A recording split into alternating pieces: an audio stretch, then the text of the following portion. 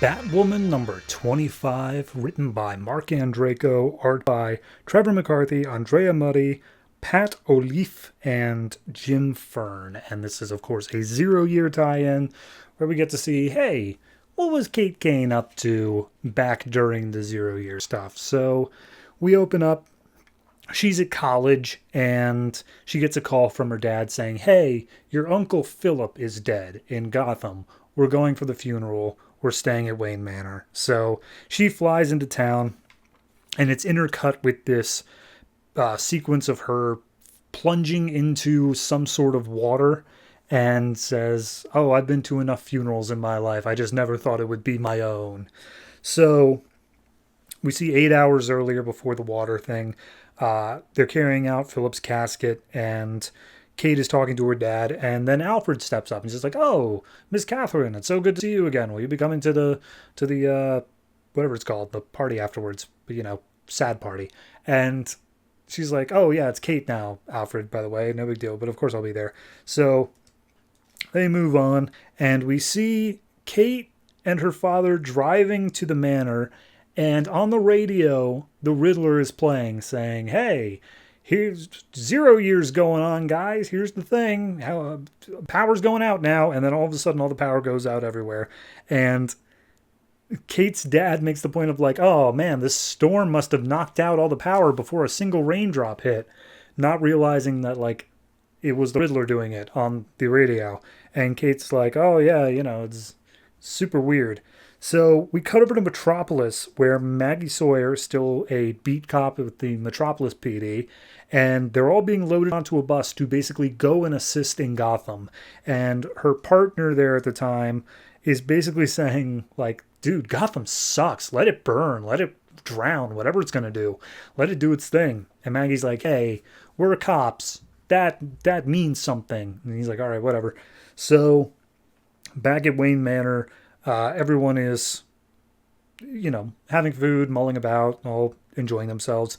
And Alfred basically tries to connect with Kate and says, like, oh, well, I hear that you've been super talented at West Point. And he's like, I don't know about that. I've been okay. He's like, well, okay is more than okay in our family. So Kate goes out. She gets some air.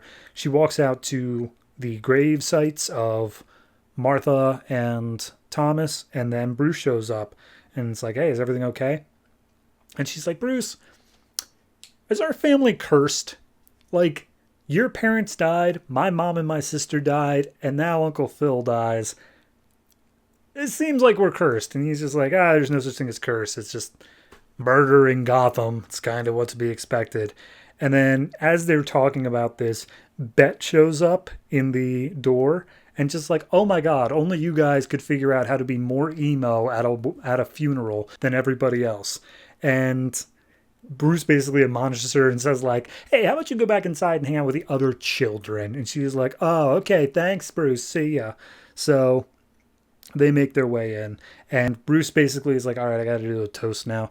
So he does the whole thing of like, oh, Uncle Phil was cool and he died. Cheers. And so everyone's like, oh, yes, to Philip Kane. And then they basically all get kicked out. Bruce is like, hey, everyone, storm's coming. Get out of my house and batten down the hatches. So we see Kate is staying with her dad, obviously. And her dad says, like, hey, look, you need to chill out, stay inside. Like, you're not a soldier while you're here. And Kate's like, yeah, but I want to go out. I want to help people. This storm is going to be crazy. He's like, no, just stay here. You're my daughter here. You're not a soldier. So she pretends like she's going to go to bed, but of course she immediately gets up. She throws on black shirt, black pants, and some like face paint to mask her appearance. And then she jumps out and she goes over to Wayne Manor again because she knows Bruce has just a massive collection of motorcycles. So she steals one, gets it off the ground, and drives into Gotham to basically see what she can do to help. So cutting back to Maggie's plot, she gets a taser and a handgun, and she's like, yes, sir, I will do my very best to protect your city. And everyone's like, Jesus Christ, we're not used to that kind of positivity here in Gotham, kid. You might want to like slow your roll a little. So we then cut to some thieves who are taking this storm opportunity to break into a high-rise and steal some jewelry. because they can sell it for a huge amount afterwards. And as they're going up and seeing this, we see a kid who notices them coming in. And so he tries to like tape up the doors. Kate is down on the ground. She's looking around. She doesn't see anything until all of a sudden one of their tools smacks down in front of her, causing her to look up. She sees the kid being worried, writing like he used the tape to write the word help on the window. So she immediately gets into the building, climbs her way up, finds him. And as she gets up there, she gets to the kid who's hiding, gets the kid out, but then is caught by the thieves, who basically says, hey, witnesses, we got to take them out. So they go to attack Kate. Kate, of course, just immediately smashes one of them in the head and sends the kid out to safety, gets the robbers chasing her, and then she leaps out a window and dives into a pool that is down on ground floor. So theoretically, that should have killed her, but that didn't. And then the thieves start firing off their handguns at her. One of them grazes her in the arm. So a bunch of blood comes up. She comes up to the surface. They're like, oh, God, we killed her. We just went from thievery to murder. Oh, Jesus. And one of them's just like, well, it had to be done. She saw us. So no one's going to worry about that in Gotham. And then as she gets out, she reveals she's not actually dead. She starts attacking the thieves. She smacks one of them with their own bag and causes all of like the earrings and stuff to just stab into this guy's face. And so she's looking all proud of herself. And then all of a sudden from behind her, Maggie shows up with a bunch of other cops saying freeze. And that's the end of that. So she gets taken to the hospital for a bullet wound. Her dad rushes in saying, like, kid, what did I tell you about doing exactly what you just did?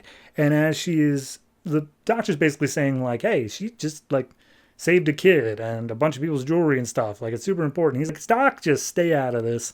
So her dad is giving her crap the entire way out. But then as she's leaving, she locks eyes with Maggie and they share a little moment, just a tiny little, a little bit of something.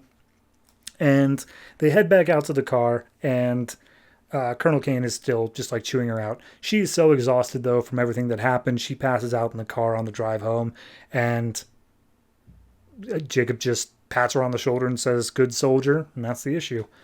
So, yeah, I think it was good because it's very hard, especially with characters that showed up later in the life cycle of Batman, to say, like, what were they doing that night, especially when we have her entire backstory so very recently mapped out, So we couldn't say, oh, she was out being proto-Batwoman. She was out doing this thing, because we know exactly what she was doing. But I think they did a very smart job of, they gave her a reason to come back to Gotham for the funeral, and then they had this whole extra thing on top of it of she is a soldier, she wants to go help people in times like this. It's all very believable, and I like the way they worked it all together. Add in Maggie showing up, extra little cherry on top of everything. So all in all, I think this one is probably a good like 7.5. I think this is one of the better zero-year tie-ins, all things considered. But I do think that it suffers from the same sort of thing of the storm being said that it's going to be this awful, horrible thing, and then it's just not. So, a little bit deducted for that, but still 7.5, nothing to sneeze at.